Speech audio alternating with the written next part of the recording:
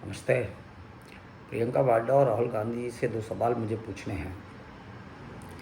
पहला सवाल ये पूछना है कि हाथरस के मामले में जो पीड़िता को न्याय दिलाने के लिए उनके द्वारा लड़ाई लड़ी जा रही थी, क्या उस लड़ाई ने पूर्णता प्राप्त कर ली है या वो लड़ाई समाप्त हो चुकी है,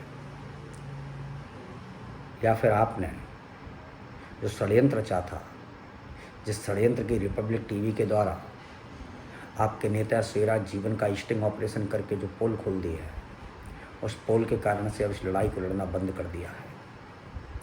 आप लगातार इस देश के मीडिया को ले जा करके और मीडिया के एक वर्ग को इस खबर के लिए सनसनी बना करके तैयार करने का जो काम कर रहे थे, और जिस आधार पर हाथरस के मामले को आपने युद्ध का मैदान बना दिया था, उस लड़ाई का आखिर हुआ क्या?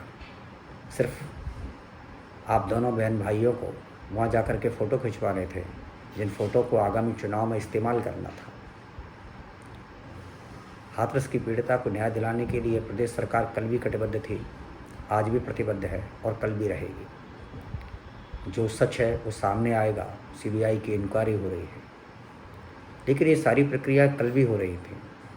आपके द्वारा जो राजनीतिक रोटियां सेकने का जो प्रयास किया गया, उसका परिणाम ये निकला कि देश के अंदर, समाज के अंदर जातीय विद्वेष फैलाने की कोशिश की गई। बड़ी तकलीफ बात जब होती है जब आप सभी के लोग सिर्फ और सिर्फ सिलेक्टिव विरोध के साथ आगे बढ़ते हैं। आज राजस्थान के अंदर एक घटना हुई है जहाँ एक पुजारी को जला दिया गया है, मंदिर के पुजारी को, लेकिन आपकी तरफ से कोई ट्वीट नहीं। सरकार भी आपकी है और उस घटना को लेकर के आपका कोई विरोध नहीं होता। आखिर आप अपने लोगों को, अपने मुख्यमंत्रियों को कानून और व्यवस्था संभालने के लिए क्यों नहीं कहते हैं? उनके राज्य में होने वाली किसी भी घटना को लेकर के आप किसी प्रकार की कोई प्रतिक्रिया क्यों नहीं व्यक्त करते हैं?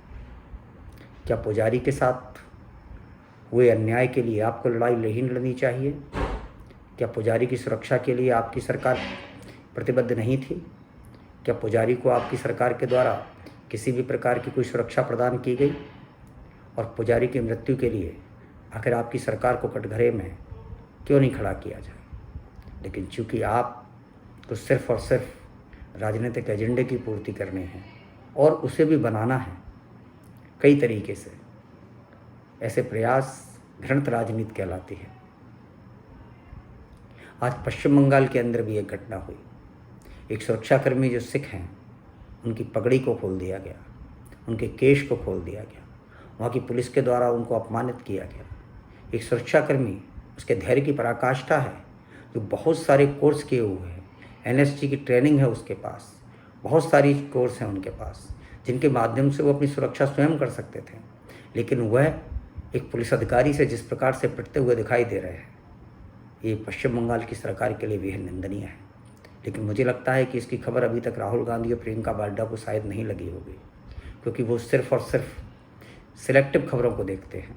उनके यहाँ जो पैमाना है वो सिर्फ भारतीय जनता पार्टी शासित राज्यों में हिंदुओं में जातीय विद्वेष करने के लिए जो खबर उनको अनुकूल दिखाई देती हो, सिर्फ उसी पर प्रतिक्रिया व्यक्त करते हैं। वरना हाथरस की घटना पर तो राहुल और प्रियंका की माँ श्रीमती सोनिया गांधी जी के द्वारा भी बाकायदा ट्वीट किए जाते रहे थे और खबरें चलाई जाती रही थी। आखिर ऐसी सिलेक्टिव सोच के साथ, ऐसे सिलेक्टिव विरोध के साथ आप क्या करना चाहते हैं?